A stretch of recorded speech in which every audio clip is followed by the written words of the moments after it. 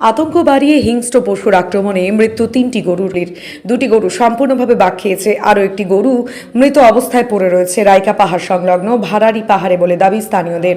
ভারারি পাহাড় তলির কেন্দাপাড়া গ্রামের নির্মল প্রামাণিক নামে এক ব্যক্তির গরু ছিল। সোমবার দিন থেকে ওই গরুগুলি নিখোঁজ ছিল। এদিন বৃহস্পতিবার গরুর খোঁজে পাহাড় জঙ্গলে তল্লাশি করার সময় দুপুরের পর দেখতে পায় মৃত অবস্থায় পড়ে থাকা আধখাওয়া ওই গরুগুলোকে। এরপরই খবর যায় বন দপ্তরে।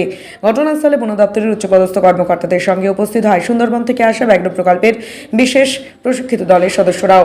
এই ঘটনার পর কেন্দাপাড়া, যমুনা, গোড়া সহ একাধিক গ্রামে আবারও নতুন করে শুরু হলো বাঘের আতঙ্ক। অন্যদিকে এই বাঘকে ধরতে বন দপ্তর বিভিন্ন কৌশল অবলম্বন করেছেন। এদিন ভারারি পাহাড়ের চতুর্দিকে গবাদি পশুকে টোপ হিসেবে ব্যবহার করে পাতা হয়েছে খাঁচার ফাঁদ। এছাড়াও পাহাড়ের 3 দিকে জাল পাতার কাজ শুরু করেছে বন দপ্তর। জঙ্গলের বিভিন্ন জায়গায় লাগানো হচ্ছে একাধিক ট্র্যাপ ক্যামেরা, জঙ্গলে ওড়ানো হচ্ছে ড্রোন ক্যামেরা। সব মিলিয়ে এই বাঘকে ঘিরে নাজেহাল অবস্থা বন দপ্তরের। কারণ এই বাঘের গায়ে লাগানো নেই রেডিও কলার, তাই বাঘের অবস্থান জানতে একমাত্র ভরসা তার পায়ের ছাপ। তবে উদ্ধার হওয়া মৃত গরুগুলি বাঘ খেয়েছে নাকি অন্য কোনো জন্তু তা স্পষ্ট করে জানায়নি বন দপ্তর। আমি গরুগুলা নিখোঁজ ছিল আজ 4 দিন ধরে। হ্যাঁ, আমাকে খুঁজতে পাঠিয়েছিল।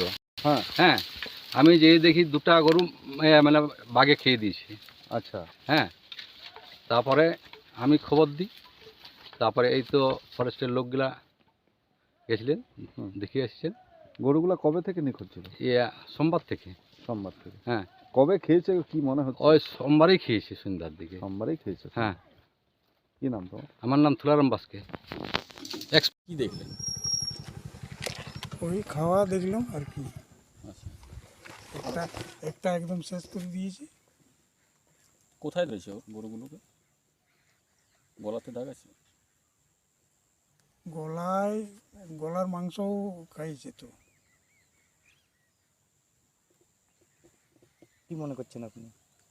আমি ভাবছি যে বাঘের, উনি বিশেষজ্ঞ বলছেন যে নেকড়ের এটা আক্রমণ। কি নাম আপনার? নির্মল প্রামাণিক।